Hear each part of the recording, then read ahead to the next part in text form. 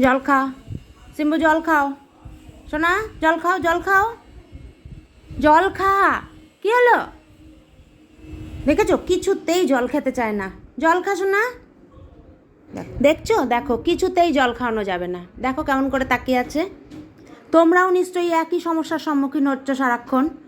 এই দুষ্টু বাচ্চাগুলোকে কি করে জল খাওয়ানো যায়, এই চিন্তায় আমাদের মাথা খারাপ হয়ে যাচ্ছে। আর এই গরমে যদি জল না খায় তাহলে তো এরা ডিহাইড্রেশনে ভুগবে। কি জ্বালা বলো তো। আমি তো পাগলই হয়ে যেতাম। তবে আমি কয়েকটা কায়দা পেয়েছি, যেই কায়দাগুলো ইউজ করে আমি খুব সুন্দর করে ওকে জল খাওয়াচ্ছি। চলো আজকে তোমাদের সাথে সেই কায়দাগুলো শেয়ার করি।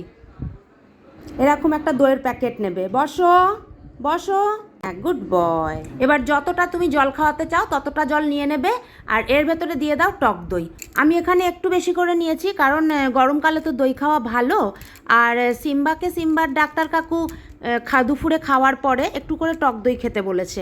তোমরা যদি অল্প একটু দই জলে গুলে দিতে চাও সেটাও দিয়ে দেখবে, ওরা খুব সুন্দর করে জলটা খেয়ে নেবে। সিম্বাকে ওআরএসের জল দিয়ে দেখেছি, সিম্বা ওআরএসের গন্ধটা সহ্য করতে পারে না। যদি তোমরা এর সাথে ওআরএস খাওয়াতে চাও তাহলে খুব ভালোভাবেই এরম টক দইয়ের সাথে যদি জল দিয়ে ওআরএস দিয়ে গুলে দাও, ওরা খুব সুন্দর করে সেটা খেয়ে নেয়, সিম্বাও খেয়ে নেয়। এবার চলো আর কীভাবে ওকে জল খাওয়াই দেখিয়ে দিই। এরম একটা ডিম্পু নিয়ে নেবে, ডিম্পু তো খুব পছন্দের জিনিস, ওই দেখো মুখটা কেমন করছে। এরম একটা ডিম্পু সেদ্ধ করে নিয়ে ছালটা ছাড়িয়ে নেবে। এবার যতটা তুমি জল খাওয়াতে চাও ততটা জল নিয়ে নাও, আর একটুখানি ডিমের কুসুম ভেঙে এই জলের সাথে মিশিয়ে দাও। এবার ওদের মুখের সামনে দিয়ে দেখো নিমেষেই জল শেষ। আমাদের সিম্বা তো এটা খুব পছন্দ করে, আর নিমেষের মধ্যে এই পুরো জলটাও শেষ করে দেয়। জল শেষ। এবার তৃতীয় কায়দাটা দেখাই। যে কোনো একটা বিস্কুট নেবে, যে বিস্কুট ওরা খেতে পছন্দ করে, ওদের ডগ ফুডের বিস্কুটও হতে পারে।